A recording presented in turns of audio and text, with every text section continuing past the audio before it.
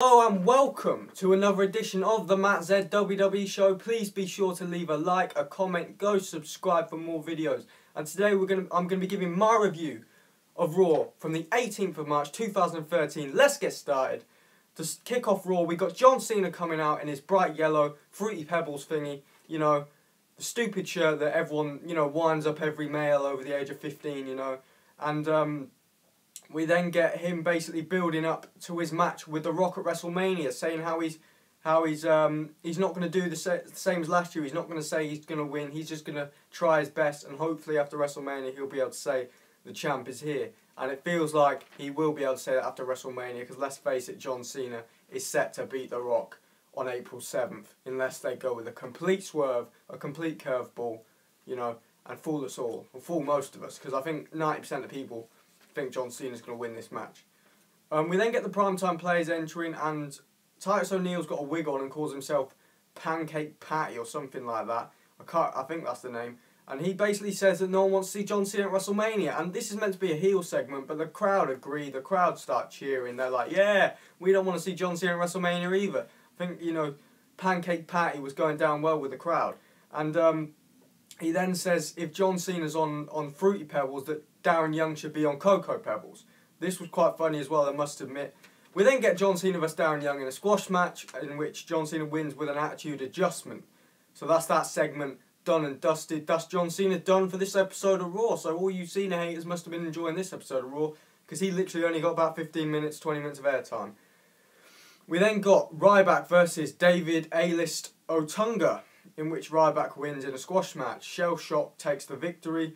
We then get a Ryback promo saying he's going to be facing the Shield at WrestleMania. However, we then get Mark Henry coming out and basically, you know, charging to the ring, about to charge to the ring. But Teddy Long and Vickie come out to stop him, and they say, Ryback, look, you may want to face the Shield at WrestleMania, but you ain't going to face the Shield at WrestleMania, because you are going to be facing the world's strongest man. You are going to be trying to break the Hall of Pain, and you're going to be facing Mark Henry at WrestleMania 29. So Ryback then goes and hits another shell shock on David Otunga, you know, just for emphasis, I guess. And we now know that match will be happening at WrestleMania. We then get an extremely pointless Great Khali versus Fandango promo, in which Natalya and, you know, Fandango's dancer come out as well. And then Fandango leaves, and, you know, this guy, I don't know what WWE are thinking with this guy, because seriously, he's not, you know, these segments are stupid, they're pointless. Fandango's not going anywhere, he's not taken seriously, but, you know, I guess they've got to have these segments to fill time, I guess. But, you know, they could do without him, in my opinion. When they get Sandow vs R-Truth, you know, not a great match, I must admit, but R-Truth wins by count out. I don't know where they're going with this rivalry, because I can't see it being on the WrestleMania card. It's not big enough to be on the WrestleMania card. We then get The Undertaker saying that CM Punk has sealed his fate by making this rivalry personal with what he did and what he said about Paul Bearer last week and how he made fun of him. We then get CM Punk making fun of Paul Bearer again in Paul Bearer's high voice. You know how Paul Bearer used to speak to The Undertaker in that really high voice. CM Punk uses that voice and makes fun of Paul Bearer. No doubt this will cause a lot of hate on the internet. I haven't even read the internet yet, but I can guarantee you there's people in tears over this, there's people getting irritated over this, and there's people that are damn sure complaining about this. But, you know, it's a good way to make this feel personal. It's a good way, and I'm sure The Undertaker will be fine with it, because, you know, it's just work. At the end of the day, they're doing it to entertain the crowd. CM Punk's not doing it because he hates Paul Bearer personally. He's doing it to build his matchup with The Undertaker. And, you know, rest in peace, Paul Bearer. But I'm sure Paul Bearer would have been fine with this, you know. He was a company man. He loved the WWE. He would have loved this, to be honest with you. That's my opinion on it anyway. So anyway, we get Punk basically tossing the urn around, and then he accidentally drops the urn. Well, I say accidentally. He pretty deliberately drops the urn, basically. And The Undertaker obviously doesn't look too happy with that. And Punk says he's going to be the man. He's the one. He's the 20-1. You know, because that's The Undertaker's streak that will be broken if it's 20-1. So that is a cool segment. Best segment of the night, in my opinion. CM Punk and The Undertaker building their matchup for WrestleMania 29. It's going to be a great match. This is the match, you know, I'm going to be buying WrestleMania. You know, it's 15 quid in the UK, you know. I know USA customers pay $50 odd. It's only 15 quid in the UK. It's still quite a lot of money, but, you know, I'd pay to see this match, and I will pay to see this match. The Undertaker versus CM Punk will steal the show, in my opinion. Moving on, we got Kane and Daniel Bryan versus Primo and Epico. AJ comes out in the middle of the match. We sort of find out why she came out in the middle of the match later in the night. But even with her distraction, Kane chokeslams Epico for the victory. We then get a Chris Jericho interview. He says he's going to become the 10 times Intercontinental Champion later in the night. And he also makes fun of Fandango, who comes over, and he makes...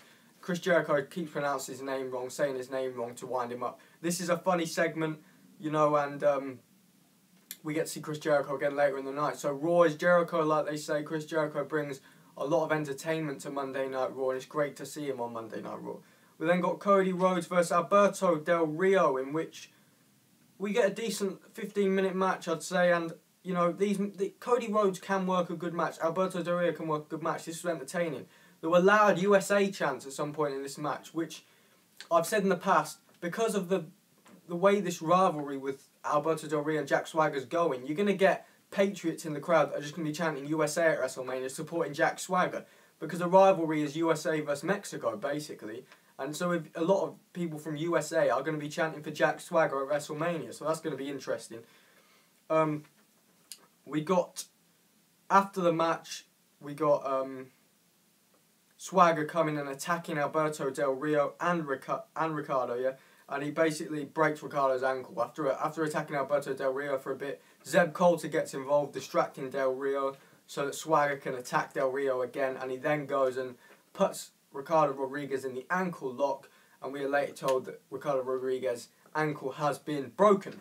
So we then get Booker T being inducted to the Hall of Fame. This is great. Booker T, you know, what a wrestler this guy is. It showed you clips of his career, and it brings the memories back for me. I remember used to always watch Booker T, the Spinner-Rooney, King Booker, all those things. You know, the memories come back. Booker T deserves to be in the Hall of Fame. He was a great wrestler. He was a great entertainer, and there's no better way than to induct him into the Hall of Fame. I'm glad he's still around in the WWE, you know, doing general manager roles and things like that, because he deserves to be a part of the company for as long as he sees fit, because he has brought a lot to the company, in my opinion.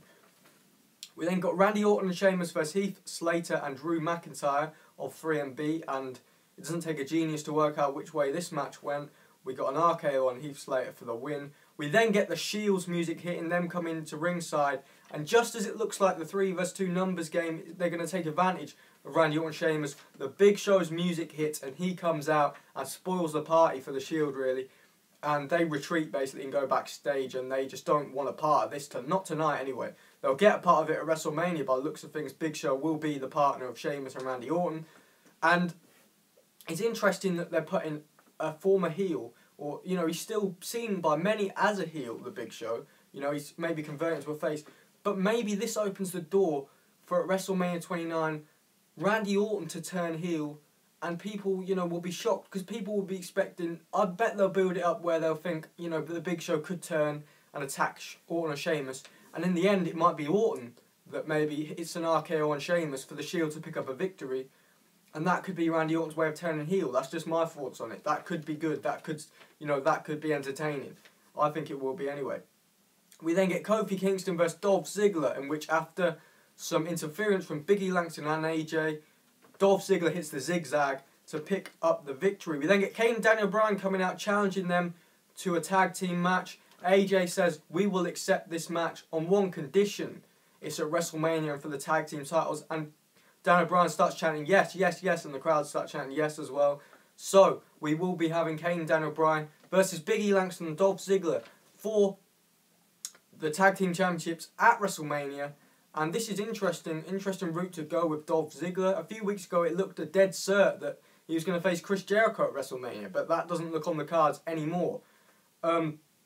We got The Rock versus John Cena video package promo, building their matchup, because I guess if The Rock isn't here, they need some way of us seeing him, you know. You can't just not see him at all. So they had to build this up.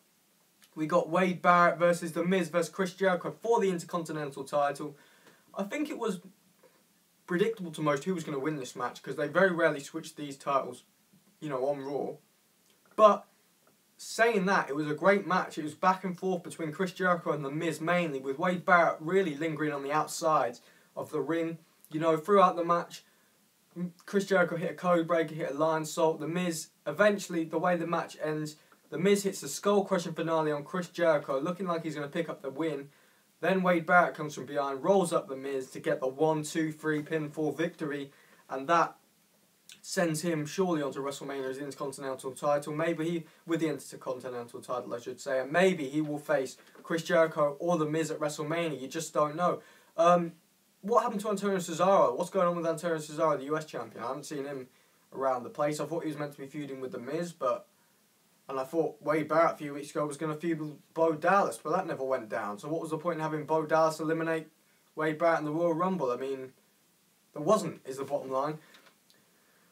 That was a great match. We then get, to round off the show, we get Triple H and Brock Lesnar, the contract signing. The word on everyone's lips all week was, what's the match stipulation going to be? Is it going to be Hell in a Cell? Is it going to be a street fight? Is it going to be an MMA fight? Is it going to be a UFC style MMA fight? Is it going to be, what's it going to be? That's the bottom line. Is it going to be a last man standing match? Is it just going to be a regular match? People were asking me all these questions. Well, we have some answers for you now. So the contract signing, basically Paul Heyman's there to represent Brock Lesnar. He has 3 security guards with him.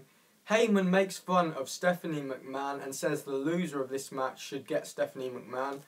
And obviously that did not go down well with Triple H, as he responded by basically beating the hell out of 2 of the security guards. The 3rd security guard looks at Triple H and gets out of the ring and runs away. I found that quite funny. And Triple H beats up Paul Heyman, basically. Triple H then proceeds to sign the contract. Brock Lesnar comes out.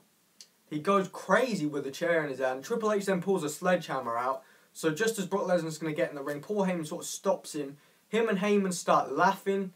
Everyone's wondering what's going on here. What are they so happy about? And the bottom line is they are so happy because they've got the stipulation they wanted. And they revealed that the stipulation will be a no holds barred match. And when they said that style, I thought, is that it? But then they said, if Triple H loses, his career is over. So his career is basically on the line. Now, this match should be good. The only thing I have issue with Triple H's career being on the line is, his career is almost over anyway. So it doesn't feel like it's, that big, if you see what I'm saying, because he nearly retired at the end of last year anyway. But I suppose it still gives it a big match feel, I guess. And also, the no-holds-barred stipulation will make it interesting. I actually thought they were going to maybe make it a Hell in a Cell or an MMA-style match. But they're going with a no-holds-barred match, which is much better than the MMA-style match. Hell in a Cell was already done last year, so I can see why they want to do something different. And no-holds-barred, there's going to be chair shots, there's going to be sledgehammer shots, there's going to be a bit of everything for you wrestling fans in this match, I'm sure of it. So this has been my review of WWE Raw from the 18th of March 2013. Be sure to check out my other videos and leave a like on this video and a comment, and go subscribe for more videos. Thank you for watching the Matt Z WWE show. See ya.